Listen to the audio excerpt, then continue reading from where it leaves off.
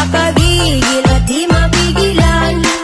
Sumayaw talagang nakakawindang, mga galaw niya nakakabaliw. Tara ikiling-kiling, huwag ka nang mag-alaganta, itodo mo ikibot-kibot mo pa.